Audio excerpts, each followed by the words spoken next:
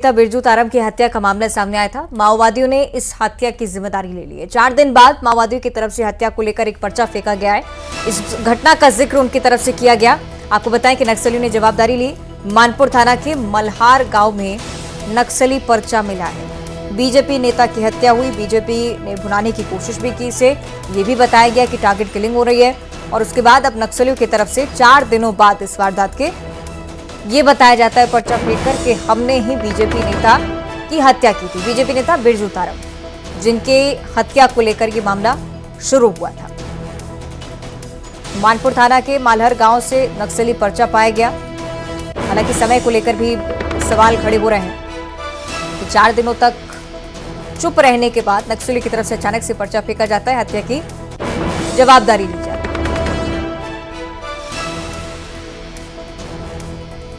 आपको बताएं कि छत्तीसगढ़ में भरपूर सियासत इस मुद्दे पर हुई। कांग्रेस पर भी निशाना साधते दिखे बीजेपी के नेता, लेकिन अब नक्सलियों की तरफ से कहा गया है कि बीजेपी नेता की हत्या के जिम्मेदार हम हैं।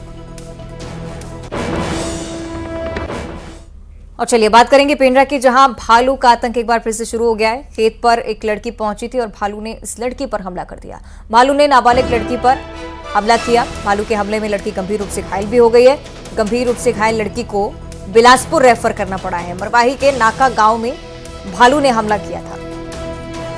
तो पेंड्रा से खबर हम आपको बता रहे हैं। भालू की आमद से एक बार फिर से रहवासी परेशान। एक लड़की जो कि खेत पर पहुंची थी, अचानक से भालू ने हमला कर दिया। बुरी तरह से घायल हुए बच्ची, बिलासपुर रेफर करना पड़ा है। फिलहाल गंभीर हालत में अस्पताल में इलाज है।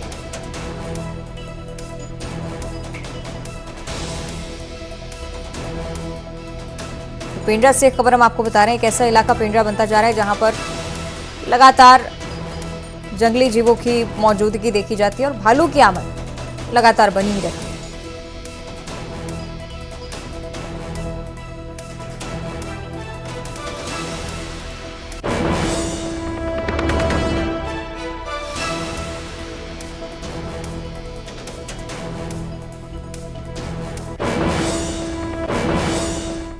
और विजयदशमी का मौका आज है और आज इस मौके पर मां की विदाई से पहले राजधानी रायपुर में सुहागिन महिलाओं ने मां को सिंदूर चढ़ाया।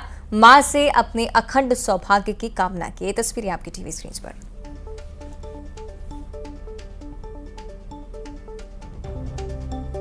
जब दुर्गा की प्रतिमा विसर्जित की जाती है, उसके पहले सिंदूर खिला की रस्म की जाती है। और राजधानी रायपुर के माना में इस वक्त हम मौजूद हैं और आप देखेंगे कि कितनी सुंदर माता की प्रतिमा है। उनको सिंदूर चढ़ाया जाता है और उसके बाद में सुहागिने जो है वो सिंदूर खिला की रस्म अदा करती हैं। आप देख सकते हैं कि एक दूसरे को सिंदूर लगा रहे हैं। आप लोग ये सिंदूर खिला कर रहे हैं? हाँ। क्या करते हैं? ये आज दशमी के दिन माँ का विदाई होता है तो हम सब सुहागने माँ को वरण करते हैं। अच्छा, हाँ। आप लोग सिंदूर भी चढ़ाते हैं? जी, सिंदूर चढ़ाते हैं? जी। क्या क्या करते हैं पहले? सबसे पहले माँ को वरण करते हैं, उनको सिंदूर देते हैं, उनको भोग प्रसाद चढ़ाते हैं और उसके बाद सब महिलाएं मिलके एक दूसरे को सिंदूर पहनाती हैं और अच्छे की कामना करती हैं, शुभ की कामना। विदाई देते समय जी, आप देखेंगे कि महिलाएं जो है वो यहाँ पर सिंदूर लगा रही है एक दूसरे को और क्या कुछ कहते भी हैं, मतलब कुछ मांगते हैं? हाँ, सिंदूर खेला बोलते हैं इसको। हाँ, तो लगाते हैं सिंदूर। जी, ये जो आवाज निकालते हैं उसको क्या कहते हैं? उलूध्वनि। अच्छा, उलूध्वनि बोलते हैं। ये शुभ होते हैं, बहुत मंगल ध्वनि है। माँ के वरण के लिए ये जरूरी होता है हमारे हिंदू बंगाली समाज में। हाँ, आज के दिन में माँ के लिए हमारे मन में बहुत होता है कि माँ हर साल ऐसे आए, हम सबको आशीर्वाद दे, हम सबको आशीर्वाद दे कि हम सब ऐसे ही सुहागने रह के अपने पति की स्वस्थ मंगल कामना करके माँ से यही वर मांगते हैं और माँ को वरण करते हैं। आप लोग भी सिंदूर खिला की रस्म? जी, सिंदूर मतलब भगवान को चढ़ा के फिर हम लोग वही सिंदूर साल भर हम लोग लगाते हैं, शुभ मानते हैं इसको, तो उसी का चलता है। और आज से दशमी चालू हुआ। हैप्पी दशमी। परंपरा है हम लोगों का। 60 साल हो गए पूरे। ये 60 साल से यहाँ पर प्रतिमा बिठाई जाती है और जब माता को बिदाई जाती है तो बिदाई दी जाती है तो बिदाई के पहले उनको सिंदूर चढ़ाया जाता है और उनसे अखंड सौभाग्य की कामना की जाती है। सुहागनें कहती हैं, जो है वो मांगती है कि उनके पति की उम्र लंबी रहे और वो सदा सुहागन रहे। कैमरा पर्सन राजन के साथ ममता लांजेवा, न्यूज़ 18 छत्तीसगढ़। रायगढ़। और मध्य प्रदेश विधानसभा चुनाव से जुड़ी एक और बड़ी जानकारी सूत्रों के हवाले से खबर मिल रही है कि 5 से 6 सीटों पर कांग्रेस प्रत्याशी बदल सकती है। सुमावली शुजालपुर में पार्टी प्रत्याशी बदलने की तैयारी में, जावरा शिवपुरी सीट पर भी प्रत्याशी बदले जा सकते हैं। आमला पिपरिया सीट पर भी प्रत्याशी बदलने की पूरी संभावना। आज देर रात या फिर कल तक टिकट बदलने पर फैसला संभव माना जा रहा है। खासतौर पर अगर शिवपुरी और आमला की आप बात करेंगे, इन सीटों को लेकर पहले से विरोध देखा जा रहा था और अब केपी सिंह को लेकर भी फैसला हो सकता है कि निशा बांगरे का भी नाम सामने आए, चूंकि खबरें लगातार चलती आ रही हैं।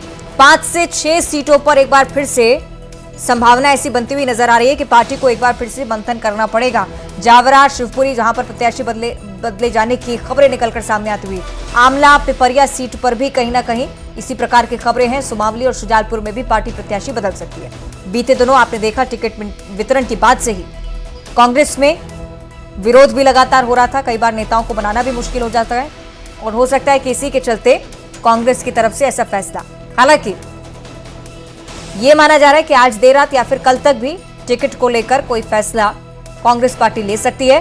टिकट बदलने पर विचार पार्टी के नेता कर रहे हैं। इस तरह की खबरें बहुत लंबे समय से आ रही हैं। शिवपुरी की अगर आप बात करते हैं तो यहां पर भी विरोध को लेकर जानकारी थी। सहयोगी शैलेंद्र हमारे साथ लाइव जुड़ रहे हैं, उनका भी हम रुख कर लेते हैं। शैलेंद्र, किस तरह की खबरें हैं, क्योंकि इससे पहले विरोध की जो सुगबुगाहट हमने देखी, क्या इसी का ये नतीजा?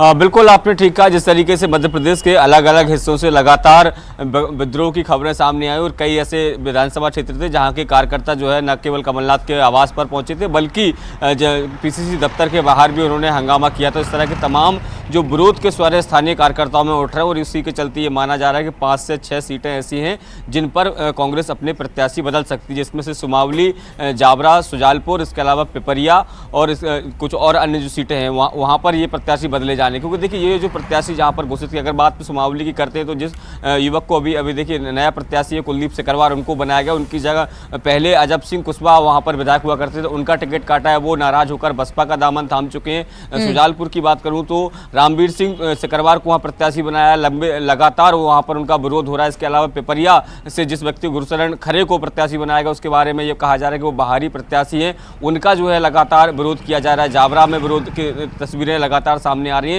तो ये माना जा रहा है कि इन सीटों पर बदलाव की संभावनाएं हैं। क्योंकि देखिए अगर आमला सीट की बात करता हूं तो कल देर रात में ही आमला सीट पर प्रत्याशी घोषित किया, क्योंकि कांग्रेस ने 229 सीटों पर प्रत्याशी घोषित कर दिए थे, लेकिन आमला सीट को रोक कर रखा था। लेकिन जब निशा बांगरे का इस्तीफा कल तक जब मंजूर नहीं हुआ था तो कल देर रात आमला पर प्रत्याशी घोषित किया था, लेकिन आज निशा बांगरे का इस्तीफा भी मंजूर हो गया। तो माना जा रहा है कि आमला विधानसभा क्षेत्र में भी कांग्रेस अपना प्रत्याशी बदल सकती है। इस तरह की चर्चाएं जो है वो बेहद तेजी से चल रही है। हालांकि बताया ये भी जा रहा है कि जो स्थानीय नेता हैं उन्होंने शीर्ष नेतृत्व से बात भी कर ली और जल्द ही जो बदलाव होने हैं उस पर भी मोहर लग जाएगी। जी ठीक है, आमला को लेकर चर्चाएं चल रही थी। शिवपुरी में वीरेंद्र रघुवंशी का नाम भी कांग्रेस की तरफ से सामने आ रहा था। शैलेंद्र, एक और महत्वपूर्ण बात यह कि शुरुआत से कांग्रेस नाराजगी के चलते, बगावती सुरों के चलते कहीं ना कहीं बैकफुट पर नजर आती हुई ये क्रम अभी और आगे बढ़ सकता है, इस तरह की संभावनाएं।